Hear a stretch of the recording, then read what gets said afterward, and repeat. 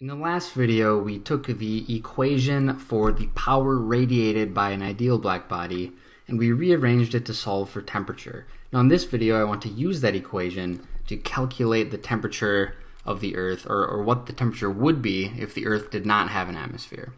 So to do that, we're going to pick apart each of these things and plug it into the equation to see what we get. So first of all, there's the Stefan-Boltzmann constant, which is just a constant. I looked it up. It's 5.67 times 10 to the negative 8th power watts per meter squared Kelvin. This is kind of a cool constant in these units because it goes 5, 6, 7, 8. Anyway, maybe you think that's amusing. I don't know. But anyway, that's already sorted. Now let's tackle the next easiest thing, which is going to be this area. This is the surface area of this sphere. So to find that, all we need to do is find the radius of the Earth and plug that into the formula for the surface area of a sphere. So I looked it up ahead of time, and the radius of the Earth, let's just draw it on here. Here's the center, the radius of the Earth, R, let's call it R there. R equals 6.4 times 10 to the 6th meters. That's the approximate radius of the Earth. Now if we plug that into the formula for the surface area of a sphere, we get the area equals 4 pi r squared. And I just remembered that. You could look it up, or you can derive this thing, but we won't do that right now. But anyway, when I wrote a small r, I should write a big R since that's the r we're using. So 4 pi r squared. So plugging this into my calculator, I get, paying attention to my sig figs, so I just have 5.1 times 10 to the 14th power. And this will be in meters squared. I kind of ran out of room here, but it's square meters. All right, so now we can plug this into the equation, or once we figure out what P out is. All right, so now we have the Stefan-Boltzmann constant here, we have the area here, and finally we'll get the power out, and then we'll plug it all in, and we'll find a temperature without an atmosphere. So let's figure out this P out. P out. So we said in the last video that the power being radiated away from the Earth has to be equal to the power it's receiving from sunlight. So I'm going to write that P out equals P in, power in. So we can break this into 3 parts. First part is we should know the intensity of the sunlight when it reaches Earth. And this is something you could go outside and measure, or maybe you'd want to go into a satellite to really measure it very precisely. I'm going to write that as S, and you'll see this in some equations, maybe in a textbook if you have one. S is called the solar constant. It's just the intensity of the sunlight that reaches Earth. So S is right here. I'm going to write the value of S over here in our little value bank. So this is something that's been measured, and it comes out to 1,360 watts per meter squared. So this means in a given square meter, if you go out maybe into space and you hold up a panel that absorbs all of the light, and that the area of that panel is 1 square meter, you'll get 1,360 joules of energy every second. That's what a watt is, 1 joule per second. That's how much energy you'll be absorbing just from the sunlight. Okay, so that's one portion. The next thing we need is the amount or the area of light that the Earth is blocking, or that the Earth is absorbing. Now the easiest way to think of that, maybe there's an easier way, I don't know, but the way I think of it is if you put a screen or a big sheet of paper or something behind the Earth would cast this circular shadow on that sheet. And I've tried to draw it here using a stencil. So this is supposed to be the shadow of the Earth. If the light is coming from this direction, some of it hits the Earth and the rest passes by, lights up the screen, and we're left with this shadow. And the radius of this shadow will be the same as the radius of the Earth. So maybe I can draw that here. So this radius here is the same as that radius there. I'm just going to write that right in this equation rather than assigning another variable. And that is just pi times the radius squared, the radius of this shadow here. And now we're almost done with this, but there's one more piece we need, and that's a piece taking into account the fact that not all of the light coming in and hitting the Earth is actually absorbed by the Earth. Some of it is actually reflected. So some of it will go off this direction, some of it will go off this direction, some will go straight back. but not all of it is actually absorbed. Some of it reflects off the ocean, some of it reflects off of ice in the northern and southern hemispheres near the poles, and even rocky ground isn't a perfect absorber of light. There will be some reflection. And to take all of those effects into account, we use a quantity called the albedo, which is just a fancy word for how reflective the Earth is. So maybe I'll write some of this down. So reflection is, we keep track of the reflection with a quantity called albedo. I don't know exactly why we use that word, but it's the word albedo.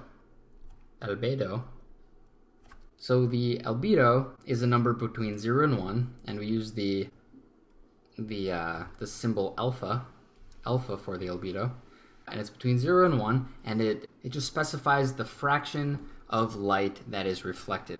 So it's between 0 and 1, so a 1 would mean that all of the light is reflected. It'd be like Earth was just a mirror, and 0 would be the case where all of the light that hit the Earth was absorbed. So it's somewhere in between there. For Earth, the albedo is about 0.3, so that means about 30% of the light coming in, hitting the Earth, is actually reflected off. So albedo, I'll just write a subscript, Earth, that big E means the albedo of the Earth, equals about 0.3. Now to put the albedo into this equation, since this is the amount reflected and we're worried about the amount absorbed, we actually have to say 1 minus alpha in our equation for the power that's actually being absorbed by the Earth. So 30% is reflected, 1 minus 0.3 is 0.7, so that means 70% of the light coming in is absorbed by the Earth. So that's taken care of by this term, or this piece of this equation right here. So now we're ready to just plug everything into this T equation here and come up with a number for the temperature of the Earth with no atmosphere. So I'll just rewrite it down here. T equals, all right, so the P out we said is, I'll rewrite it like this, S times pi r squared, pi big R, the radius of the Earth, squared, times 1 minus alpha, which is the reflectiveness coefficient, or the albedo, divided by A, which we said, and I'm just going to write the expression out instead of the number we calculated. So I'm realizing some things will cancel, which is always nice. Just goes to show you that keeping things symbolic can often simplify things in the end. So 4 pi r squared, so big R squared, and then the Stefan-Boltzmann constant, so this right here. So you notice that there's a pi r squared in the numerator and the denominator, so we can just cancel those out. Now this is interesting. We're seeing that the temperature of the Earth actually doesn't depend on the radius of the Earth in this model that we're using here. And that makes some amount of sense, right? The energy coming in depends on the surface area, which only depends on the square of the radius, and the radiation outward also just depends on the surface area. So it's all about the surface. So it really doesn't matter, since the surface is proportional to itself. The radius actually doesn't even come into play when we're dealing with the temperature. So I'm going to rewrite this. We'll change this blue. So S, which is the solar constant, which is the intensity of the sunlight reaching the Earth, 1 minus the albedo, divided by somewhat arbitrary colors, but keep them consistent, 4 times the Stefan-Boltzmann constant. So in the end, we just see that the temperature of a planet without an atmosphere only depends on the intensity of light at that distance, wherever the planet is. It'd be less for, say, Jupiter or something, and the reflectiveness of the planet, how much of the light getting there is actually absorbed. And then there's also this constant, which is, as far as we know, constant everywhere. So it turns out I didn't even need to calculate this number, but oh well, what's done is done. But let's actually get a number out of this. So if we put this in, I'm going to use my calculator. 1360 times 0.7, since that's 1 minus 0.3, divided by 4, and the Stefan-Boltzmann constant, and I got a crazy number. And I'm realizing that is because I have missed my fourth root this entire time. All right, so real-time calculations. So if we put that fourth root there, we got something like 4 billion Kelvin before, which I was like, that seems a little high. But if we put the fourth root there, we take the fourth root, we get roughly 254 Kelvin. Now it should be Kelvin. Let's actually check our units. You should always check your units. And it actually seems like I haven't been doing that. We get watts per meter squared. This is a unitless quantity. It's just a ratio. So we have, we have watts per meter squared. And then I said below, I said that this Stefan-Boltzmann constant was watts per meter squared per Kelvin. So we have watts per meter squared per Kelvin. And if we do that, we end up with Kelvin inside of this fourth root, kelvins, and then that doesn't make sense because if we take the fourth root of kelvins, we get kelvins to the 1/4, which doesn't make any sense. That's not what temperature is. So it turns out I actually read, when I looked up the Stefan-Boltzmann constant, I missed a fourth power on the Kelvin. I did. All right, and maybe you noticed that at the beginning if you're paying close attention. But see, this is why it's good to check your work. It's to the fourth, and so there should be a fourth here, fourth power here on this Kelvin. We cross out these cancel, so we have 1 over Kelvin to the fourth, which just gives us kelvins to the fourth. Then when we take the fourth root, we should end up with something in kelvins, which is what we got. All right, so fun with units. So this 254 Kelvin, most people aren't super used to using the Kelvin scale, but in Celsius, let's see, so 0 degrees Celsius is 273 Kelvin, roughly.